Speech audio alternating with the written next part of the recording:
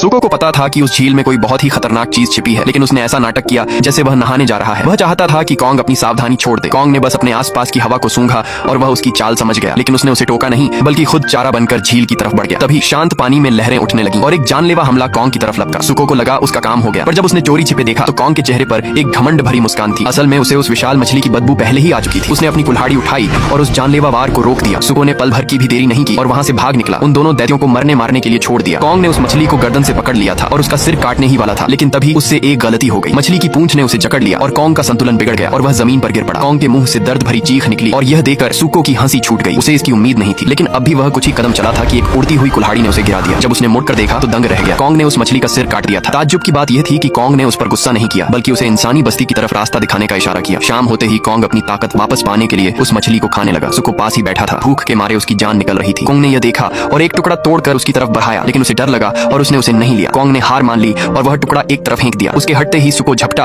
और उसे खाने लगा। पेट भरने के बाद उसने रास्ता दिखाना शुरू किया। रास्ते में उन्होंने विशाल जानवरों की हड्डियों से बना एक पुल पार किया और आखिरकार अपनी मंजिल पर पहुंच गए। लेकिन वहां पहुंचते ही कॉन्ग का दिल दुख और गुस्से से भर गया। उसकी अपनी जाति के लोगों के साथ गुलामों जैसा बर्ताव किया जा रहा था। सुको के पिता ने जब उसे एक अजनबी के साथ देखा तो उन्होंने उसे सावधान रहने को कहा। इससे पहले कि वह कुछ बोलता, कॉन्ग ने देखा कि एक बूढ़े वानर को सिर्फ इसलिए पीटा जा रहा है क्योंकि वह पत्थर नहीं उठा पा रहा था। कॉन्ग उसकी चेतावनी अनसुनी कर उसकी मदद के लिए कूद पड़ा और इस बात ने पहरेदारों को भड़का दिया। स्कार किंग को खबर मिली कि कोई उसकी सत्ता को चुनौती देने आया है और वह दहाड़ते हुए साए से बाहर निकला। स्कार किंग ऐसा था जिसे कोई नजर नहीं मिला सकता था। जहाँ से वह गुजरता लोग सिर झुका लेते। वह सीधा कॉन्ग के पास आया और उसे ऊपर से नीचे तक देखा। जैसे ही उसकी नजर कॉन्ग के धातु वाले दांतों पर पड़ी, वह जोर जोर से हंसने लगा। सुको को कुछ समझ नहीं आया तो वह भी बेवकूफों की तरह उसके साथ हंसने लगा। उसे अंदाजा नहीं था कि कॉन्ग को यहाँ लाकर उसने अपनी शामत बुला ली है। सुको के पिता उसे बचाने के लिए आगे आए और रहम की भीख मांगने लगे, लेकिन निर्दयी स्कार किंग ने उन्हें लात मारकर उबलते लावे में फेंक दिया। कॉन्ग ने जब इस तानाशाह का यह जुल्म देखा तो वह गुस्से से पागल हो उठा। स्कार किंग डरा नहीं, उसने अपने आदमियों को हटने का इशारा किया। वह खुद कॉन्ग को मारकर अपनी ताकत दिखाना चाहता था। ढोल नगाड़ों की गूंजती आवाज के साथ दो राजाओं के बीच यह महायुद्ध शुरू हो गया। स्कार किंग ने अपनी हड्डियों से बनी चाबुक से पहला वार किया।